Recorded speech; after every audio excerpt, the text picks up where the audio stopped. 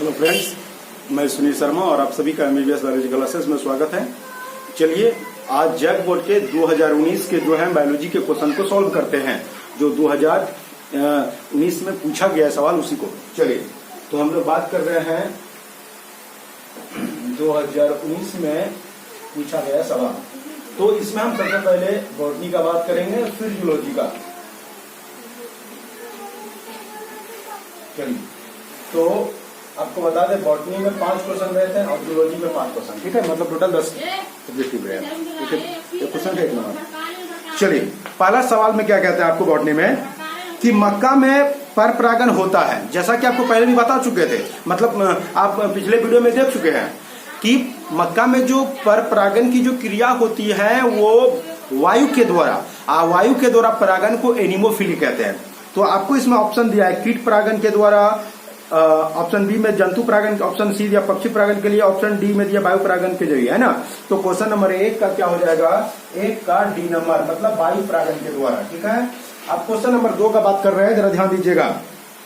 Darwin का सिद्धांत आधार, इतना इंपॉर्टेंट क्वेश्चन है ये, इतना इंपॉर्टेंट है, इसको याद ही कर लेना एकदम कि जब भी क्या कहते हैं डार्विन का जो सिद्धांत होगा वो क्या होगा, प्राकृतिक चयनवाद, है ना, प्राकृतिक, उसी को नेचुरल सिलेक्शन कहता है ना।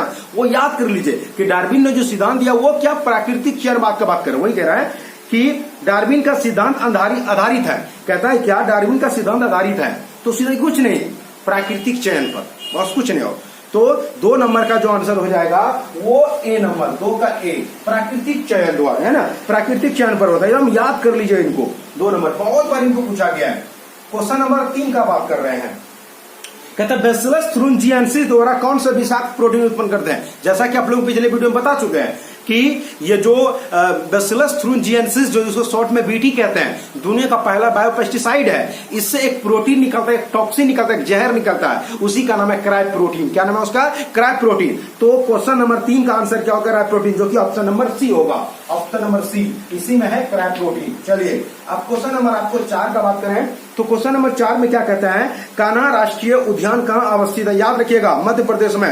कहता है कान्हा राष्ट्रीय उद्यान कहाँ अवस्थित है, कान्हा राष्ट्रीय उद्यान कहाँ अवस्थित, क्या बोलेंगे, क्या बोलेंगे, कान्हा राष्ट्रीय उद्यान कहाँ अवस्थित, क्या बोलेंगे, मध्य प्रदेश में, मतलब 4 का ए नंबर। अब क्वेश्चन नंबर 5 का बात करें तो क्वेश्चन नंबर 5 में कहता है परिभ्रूणपोष निम्न में से किसका बचा हुआ भाग है। तो याद रखिएगा बीजांडकाय का, किसका बोले, बीजांडकाय का। तो बीजांडकाय का ही उसी को गुरु आप लोग क्या कहते हैं, गुरु बीजाणु, आप गुरु बीजाणु, हाँ गुरु बीजाणु के बारे में बात कर रहे हैं। तो वही कहता है कि आपको परिभ्रूणपोष निम्न में से किसका बचा हुआ भाग है। याद रखिए बीजांडकाय का, यानी 5 का ए नंबर, 5 का ए नंबर। चलिए अब क्वेश्चन नंबर हम 6 का बात कर रहे हैं। देखिए कितना बार पूछा गया है।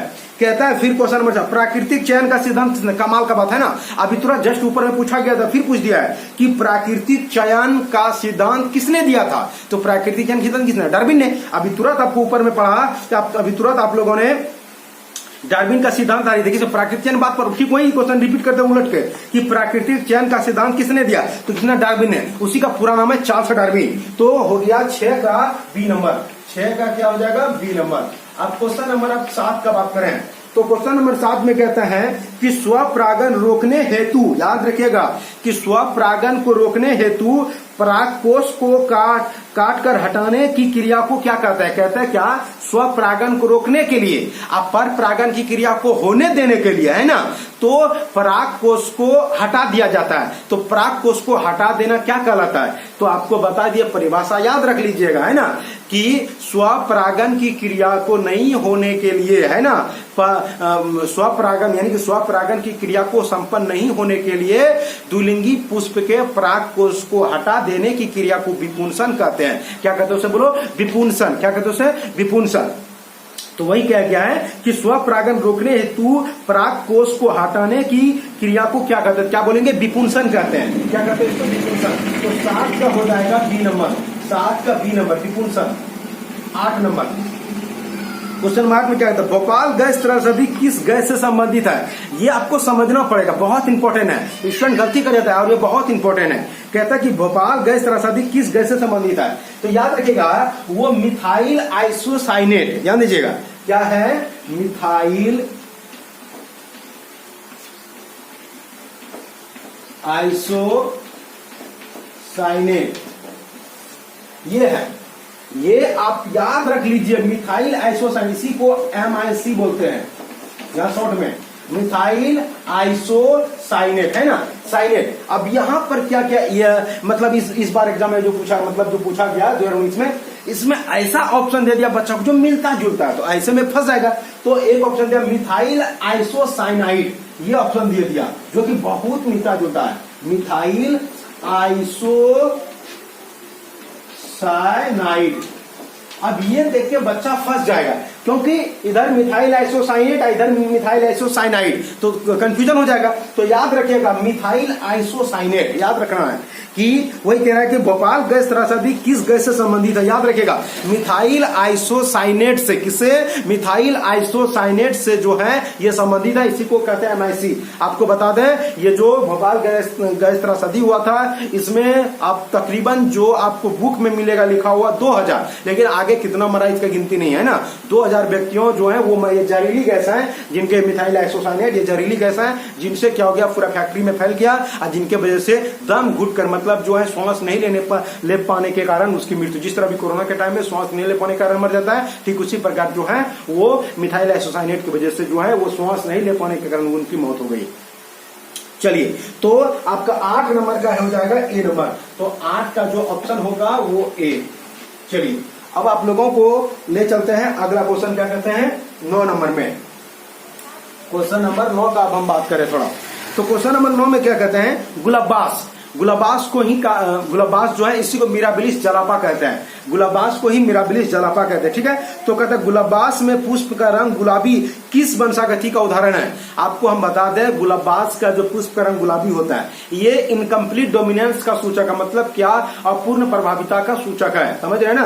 तो कैरंस ने जो है इसी पर पौधा पर, गुलाबास पर, मिराबिलिस जलापा पर ही ये इनको शोध किया था, मतलब इनके ऊपर ही जो है रिसर्च किया था, जिनमें 2 पौधे को क्रॉस किया गया, एक लाल पुष्प वाला और एक सफेद पुष्प वाले के बीच क्रॉस कराया, लेकिन जो बीच में जो पुष्प है वो लाल नहीं है, ना ही सफेद आया, बीच वाले मतलब गुलाब आया, और वो इनकम्प्लीट डोमिनेंस को दर्शाता है।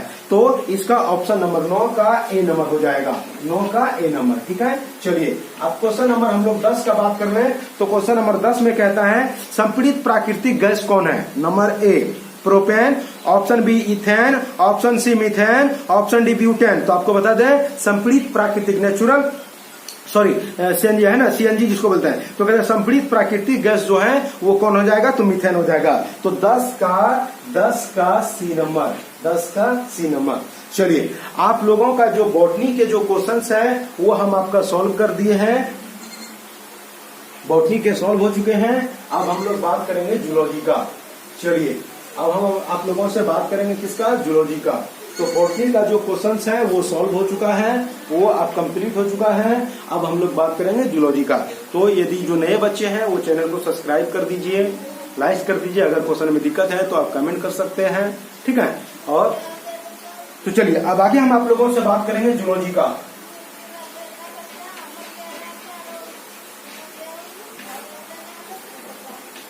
चलिए, क्वेश्चन नंबर 1, क्वेश्चन नंबर 1 जो है उसका बात कर, जरा ध्यान दीजिएगा। ओजोन के क्षय का कारण निम्न में से क्या है। ओजोन क्षय, उसी को ओजोन डिप्लीशन कहते हैं, ठीक है। तो कहता है कि समताप मंडल में ओजोन गैस का लेयर है, तो ओजोन गैस का जो लेयर वो मोटा है ना, तो एक गैस है जिसका नाम है CFC, जो फ्री कूलर एसिड से निकलता है, ठीक है। इस CFC में जो क्लोरीन है, ध्यान दीजिएगा, CFC में जो क्लोरीन, वो क्लोरीन क्या करता है, इनमें क्षय करता है। क्षय मतलब क्या, ओजोन का कितना मोटा है, अब इस लेयर को क्या कर देगा, पूरा पतला कर देगा। देखिए ये पतला कर दिया, जब पूरा पतला है ना, फिर मोटा था, अब क्या कहते हैं, पतला कर दिया। तो ये जो ओजोन गैस का लेयर जो पतला हो गया, इसी को ओजोन डिप्लीशन कहते हैं। तो सवाल कहते हैं ओजोन के क्षय का कारण निम्न में से कौन है। ऑप्शन ए CO मतलब carbon monoxide, option B CFC मतलब क्लोरोफ्लोरोकार्बन, ऑप्शन सी उष्मा, option D DDT dichloro diphenyl trichloroethane. तो इसका जो है ऑप्शन नंबर क्या हो जाएगा, बी नंबर, मतलब 1 का जो है वो बी हो जाएगा CFC। अब क्वेश्चन नंबर 2 का बात करते हैं, ध्यान दीजिए। कहता है कि यूरासिल निम्नलिखित में से किस में पाया जाता है। याद रखिएगा यूरासिल जो है वो एक प्रकार का क्षार है, और यूरासिल पाया जाता है RNA में, ठीक है। ध्यान दीजिएगा यूरासिल क्या इसमें पाया जाता है, RNA में। तो यूरासिल पाया जाता है RNA में। तो यहाँ पर ऑप्शन आपका दिया है आरएनए, जो ऑप्शन है वो है सी नंबर में, तो 2 का सी नंबर यानी आरएनए में। चलिए क्वेश्चन नंबर 3 नंबर का बात करते हैं। तो क्वेश्चन नंबर 3 में कहता है केंद्रीय औषधि अनुसंधान संस्थान कहाँ अवस्थित है। याद रखिएगा लखनऊ में। कहता है केंद्रीय औषधि अनुसंधान संस्थान कहाँ स्थित है, तो क्या बोलेंगे लखनऊ में। तो 3 का सी नंबर, 3 का सी।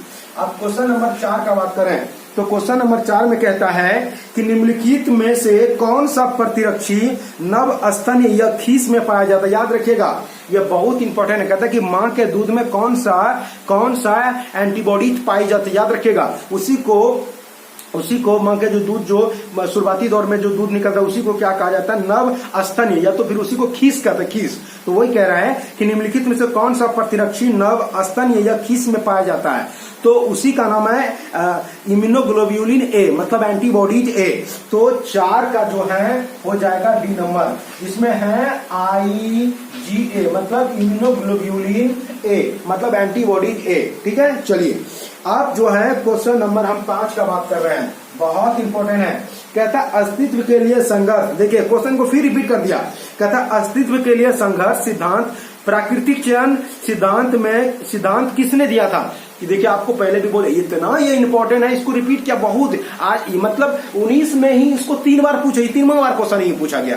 कहता है आपको कि अस्तित्व के लिए संघर्ष सिद्धांत प्राकृतिक चयन सिद्धांत में किसने दिया था, तो प्राकृतिक चयन के सिद्धांत डार्विन ने, इसको चार्ल्स डार्विन कहते हैं। तो 5 का सी नंबर, 5 का सी नंबर, 5 का कितना हो जाएगा सी नंबर। चलिए अब हम लोग इसका अगला जो 5 क्वेश्चन है उस पर बात करेंगे।